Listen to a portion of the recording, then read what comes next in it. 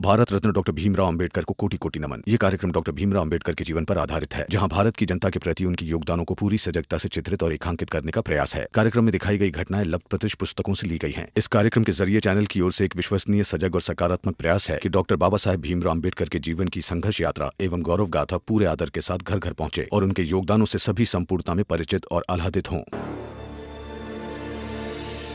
क्या हुआ? आप इतने जल्दी ऑफिस आ गए? कुछ हुआ है क्या? रमा, मैंने जो सपना देखा वो सच भी हो सकता है। ये लोग ऑफिस में बैठकर पूरन जी को मारने के मंसूबे बना रहे थे। मैं गया तो मुझसे कहा कि नौकरी करते रहो और पूरन जी का एनकाउंटर होने दो और उन्हें मरने दो, या फिर नौकरी छोड़ दो। और आपने क्या किया? नौकरी छोड़ दी।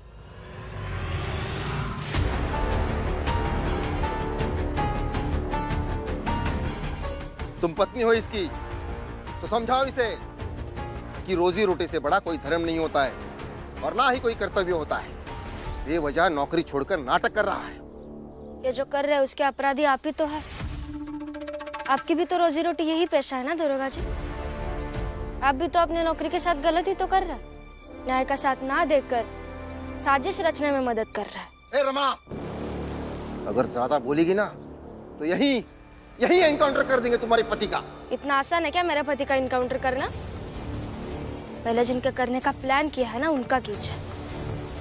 अगर उन्हें बचाने के लिए मेरे पति रोजी रोटी छोड़ सकते हैं तो आप लोग उनको तो नहीं छोड़ेंगे। ठीक है, फिर बचा लो आज उसे, मैं भी देखता हूँ।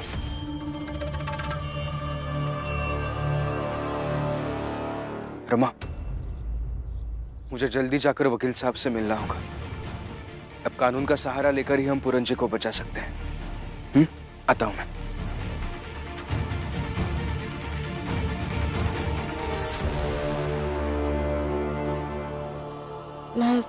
जाकर बाबा को बताती हुई। तो हुआ ये, भीम को आया एक बुरा सपना और वो सुबह सुबह उठ के घर से भाग गया। उसके पीछे भागी उसकी पत्नी और उनके भागने की वजह से ये हुआ, हमारे घर में अशांति। लेकिन भीम का कहना यह है कि वो अपनी जात के लोगों को खुशियां देना चाहता है, जबकि उसके वजह से सारे परिवार वाले और मोहल्ले वाले सब लोग परेशान हैं। बाबा, बाबा, बाबा, वो सच में एक बड़ी मुसीबत की तरफ बढ़ रहा है। क्या हुआ? उन्होंने जो सपना देखा था ना, वो लोग साजिश कर रहे थे उसकी। क्या? क्या क्या कहा? मतलब भीम अभी सपने में सच देखने लगा है? हा?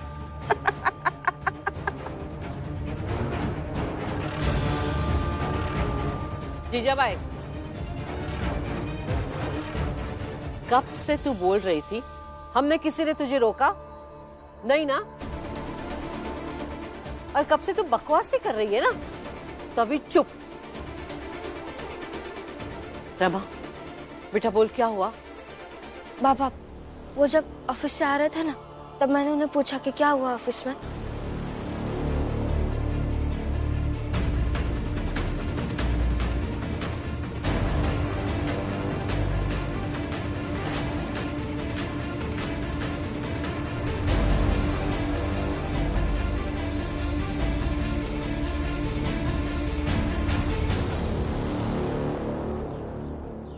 और वो कहकर गए कि मैं वकील को ढूंढने जा रहा हूँ। आनंद, मुझे लगता है हमें चलना चाहिए। भीम को हमारी जरूरत होगी। हाँ बाला भैया, चलते हैं। हाँ। दीदी, हम भी चलते हैं। हाँ। अरे ये क्या बात भाई? जब हम लोग मिल के भीम का इस चाल से बाहर निकाल दिए हैं तो काहे को के पीछे दौड़ना है? हैं?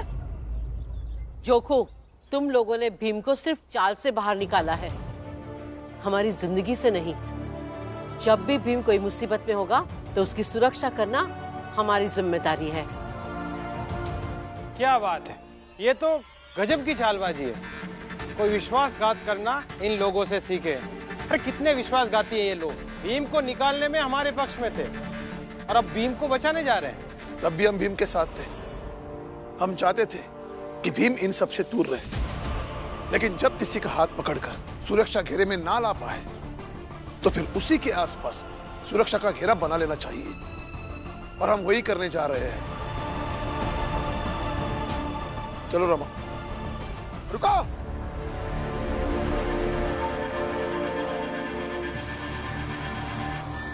इस चाल से कोई बाहर नहीं जाएगा।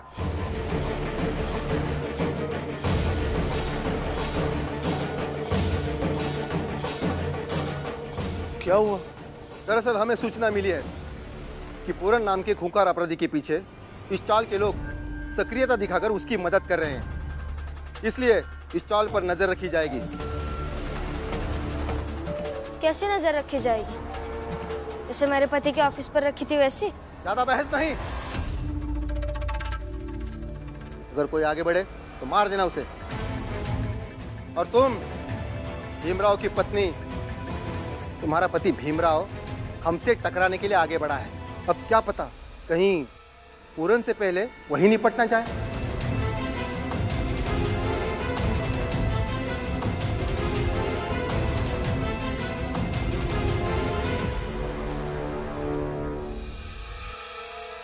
मैं चलता हूँ, तुम लोग शाम तक यही रुको। मैं तो जाऊंगी, चाहे आप गोली क्यों ना मार दीजिए। रमा!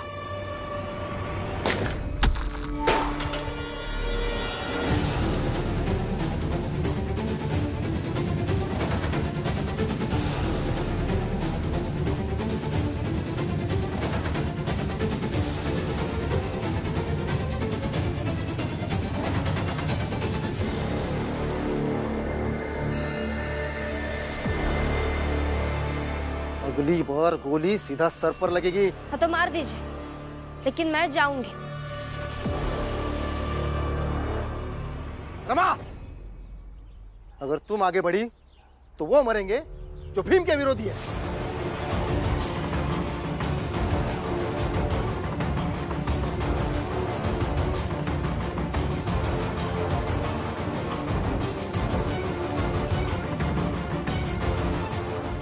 रमा, जहाँ खड़ी वहीं रहो, नहीं तो हम सब मर जाएंगे।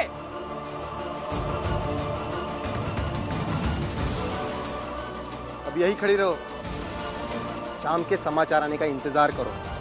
मैं चलता हूं।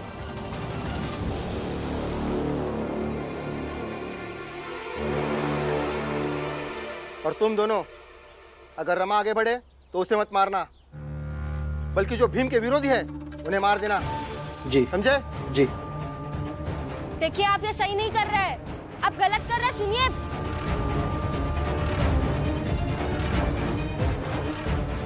वकील साहब, मुझे आपकी मदद चाहिए। आज वो पूरन जी का एनकाउंटर करने वाले हैं। आप एक बार मेरे साथ कोर्ट में चलिए और केस ओपन करने की बात कीजिए ना, प्लीज। वकील साहब मेरी बात सुनिए। सर आप मेरी बात तो सुनिए। आप ऐसे भाग क्यों रहे हैं? जवाब तो दीजिए मेरे सवाल का। सर मेरी बात सुनिए। सर रुकिए सर, देखिए, सुनिए मेरी बात सुनिए। आप ऐसे भागिए मत सर। भीम, जाओ यहाँ से।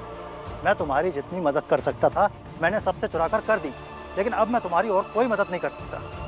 तुम यहाँ सबके सामने सड़क पर अगर बीच में मेरी मदद मांगोगे तो आते जाते सब लोग देखेंगे और सबको ये पता चल जाएगा कि मैं तुम्हारी मदद कर रहा हूँ, और मेरा तो सामाजिक बहिष्कार हो सकता है। अरे मेरी भी जिंदगी पूरन की जिंदगी जैसी हो जाएगी, इसलिए मुझे जाने दो। सर मेरी बात सुनिए। आप नहीं मदद करेंगे तो कौन मदद करेगा? पहले से मुझे 10-15 वकील मना कर चुके हैं।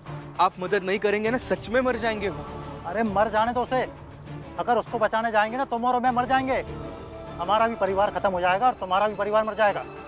देखिए सर, आप वकील हैं। आपका यह धर्म है कि आप दूसरों को न्याय दिलाए, दूसरे के न्याय के लिए खड़े हो जाए। आप खड़े नहीं होंगे न्याय के लिए तो कौन होगा, बताइए? मानते हो ना, मैं जो हूँ उसके हिसाब से मुझे धर्म के लिए लड़ना चाहिए। तो जरा सोचो, मैं दिन में 8 से 10 घंटे वकालत करता हूँ और बाकी समय अपने घर में रहता हूँ, आदमी बनकर, अपने समाज का इंसान बनकर। यानी कि दिन में 14 से 16 घंटे मैं समाज का हिस्सा बनकर रहता हूँ। क्या उनको ना देखूँ? क्या उनके प्रति अपने धर्म को ना निभाऊँ? इसलिए भीमराव, तुम जाओ और मुझे भी जाने दो। सर ऐसा मत कीजिए, मदद कर दीजिए। और आप घबराइए मत, आपको भी पता है कि कानून सुरक्षा देता है, कानून आपको भी सुरक्षा देगा, मुझे मेरे परिवार को भी सुरक्षा देगा। आप बस पूरन जी के सब कुछ। अरे वकील साहब, अरे रुको रुको। कहाँ भागे जा रहे हो भीमराव? जिसे तुम पकड़ने की सोच रहे हो ना, वो तो चला गया, अब वो तुम्हें नहीं मिलने वाला। रही बात तुम्हें न्याय मिलने की, तो तुम्हें न्याय दिलाने वाला तो खुद घायल होकर जमीन पर पड़ा है। देखो पीछे देखो। वकील साहब, वकील साहब, वकील साहब, सर आप ठीक तो है ना? भीम, मैं तुम्हें यही समझाने की कोशिश कर रहा था कि सिर्फ चाहने से कुछ नहीं होता। मैं भी न्याय की हर लड़ाई लड़ना चाहता था। मैं भी चाहता था कि मैं तुम्हारी लड़ाई लड़ूं, लेकिन अब नहीं लड़ पाऊंगा। आज यहाँ सरेआम मुझको घायल कर दिया गया। कल हो सकता है मेरी बीवी, मेरे बच्चे को घायल कर दिया जाए।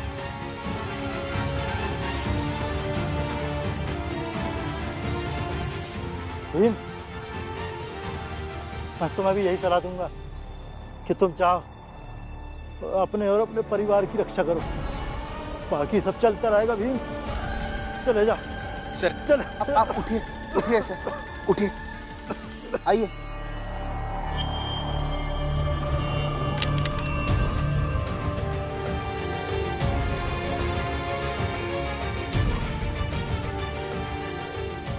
ये लीजिए। आइए सर, मैं आपको हॉस्पिटल ले चलता हूँ, आइए। कहाँ कहाँ जाओगे भीमराव?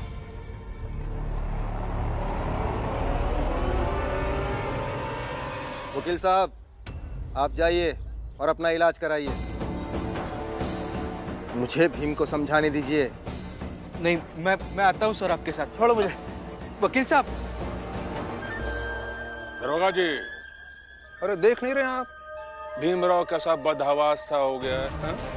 इसे आपकी बात शायद समझ में नहीं आई, जरा विस्तार से बताइए, कहाँ कहाँ जाओगे का मतलब? अरे भीमराव, तुम्हारे चाल वालों को पुलिस वालों ने घेर रखा है। अगर उनमें से कोई हिला तो उसे गोली मार दी जाएगी।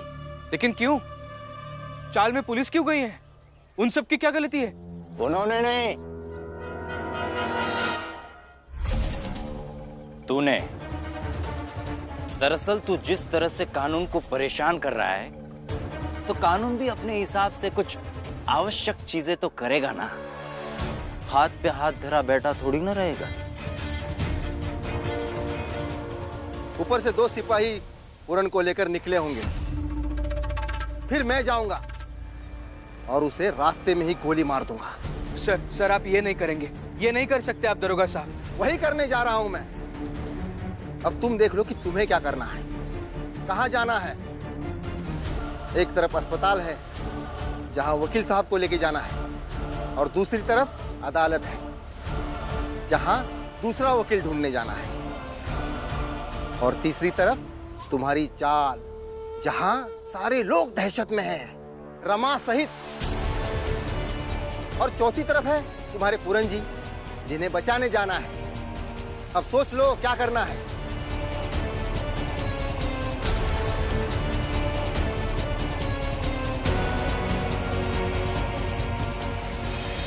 नहीं दरोगा साहब रुकिए। अरे तय तो कर ले, पहले कहाँ जाना है कि बस चल दिया? अभी अभी दरोगा साहब ने कहा ना, तो बता कहाँ जाएगा? अस्पताल, अदालत, अपनी चाल, या फिर उस अपराधी के पास? हाँ? ज्यादा बौखलाने की जरूरत नहीं है। तू एक काम कर, यहीं पर बैठ जा और आराम से सोचता रहे, और जब एनकाउंटर की खबर मिल जाएगी तो ऑफिस में आ जाना। आज हम सब जश्न मना रहे हैं। हाँ भीमराव, आ जाना पार्टी में। हाँ, और चाहे तो फिर से काम पर भी आ जाना। तुमने जो भाषण दिए थे ना, सब धीरे धीरे अखबार में छपवा दूंगा, अच्छा बिकेगा। और हाँ, और अगर ज्यादा दुख पूरन जी के जाने का होता होगा ना, तो लिखित में नौकरी छोड़ने की जानकारी दे देना। हाँ। मगर फिलहाल अभी शांत रहना।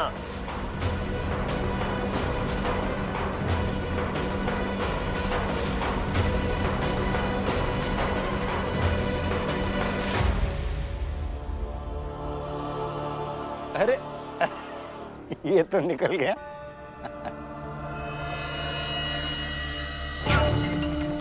सेठ जी, क्या लगता है आपको ये भीमराव इस समय कहाँ गया होगा? और कहा गया होगा अपनी पत्नी के पास। नहीं नहीं, मुझे लगता है वो वकील के पास गया होगा। मैं जानता हूँ ना अच्छी तरह से।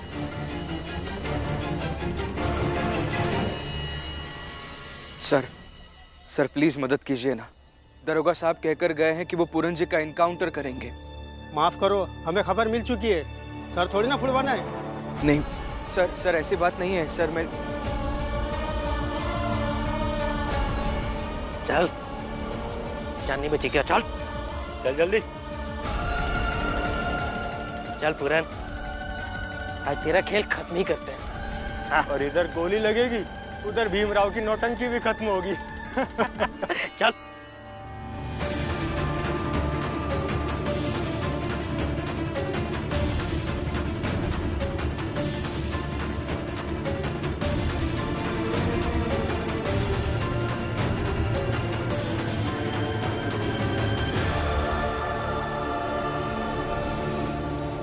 सर आप तो एक बार बात सुन लीजिए ना मेरी, मदद कीजिए ना सर, प्लीज सर। अरे भाई मरना नहीं है मुझे, जाओ कहीं और।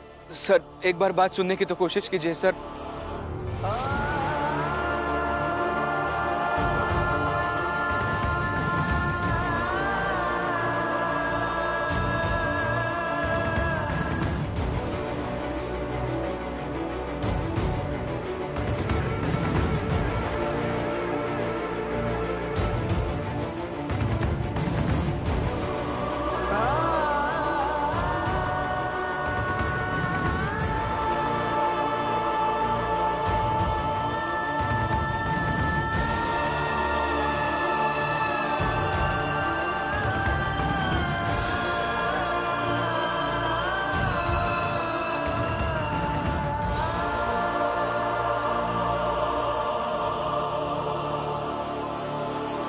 बस खबर आ जाए कि वो पूरन मारा गया तो खेल ही खत्म हो जाएगा। फिर जश्न होगा यहाँ। मुझे भी इस खुशखबरी का ना बड़ी बेसब्री से इंतजार है। सेठ जी, जैसे ही पूरन के मरने की खबर आएगी ना, समझ लीजिए हम ये खेल जीत गए। क्योंकि हमने उस भीमराव की साख को पूरन के जीने मरने से इस तरह से जोड़ दिया ना कि इधर पूरन मरा, उधर भीमराव की इज्जत हमेशा हमेशा के लिए खत्म उसकी जात वालों की नजरों में। और कहते हैं ना, जब आम जनता की नजरों में उसका नायक हार जाए तो आम जनता बड़ी आसानी से दास्ता स्वीकार कर लेती है। उसी तरह से ये हमारी गुलामी स्वीकार कर लेंगे। और ये भीमराव जो इतने सालों से उन सब के मन में हमारे खिलाफ विद्रोह का बिगुल फूंक रहा था, देखिएगा उस पे हम ऊंची जात वालों की विजय पताका लहराएगी। अरे बड़ा जश्न मनाएंगे, बस थोड़ा सा इंतजार। हाँ साहब, ये तो हमारी जात वालों के लिए बहुत बड़ी खुशी की बात होगी। अगर पूरन मारा गया ना साहब, मैं उसका पुतला बनाकर बस्ती बस्ती घुमाऊंगा और फिर उसे लटकाकर जूते से मारूंगा। सुंदर, अति सुंदर।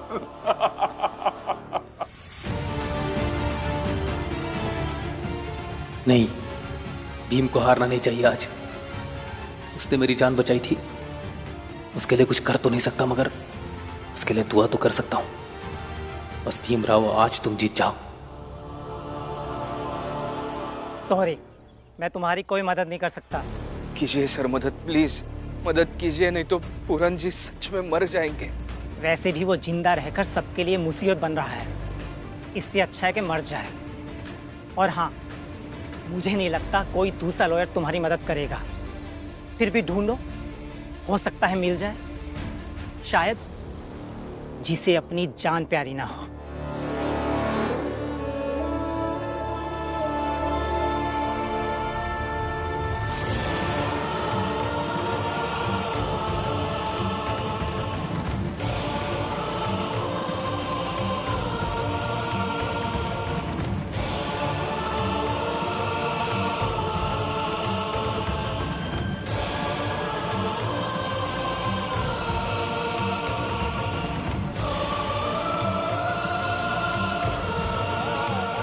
आज हार गया मैं,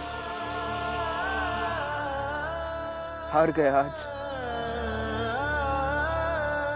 अब कोई उपाय नहीं बचा है मेरे पास। अगर कुछ नहीं बचा है तो ये लड़ाई की नौटंकी छोड़कर जाओ। ऐसे क्या देख रहे हो? आज तो तुम्हारी हालत ऐसे लगती है कि ना ही कोई मदद कर रहा है और ना ही तुम इतने बड़े बंबई में ढूंढ पाओगे कि आज कहां पूरन को साहब मारने वाले हैं। वैसे इतनी जानकारी दे दें कि पूरन का समय समाप्त होने वाला है।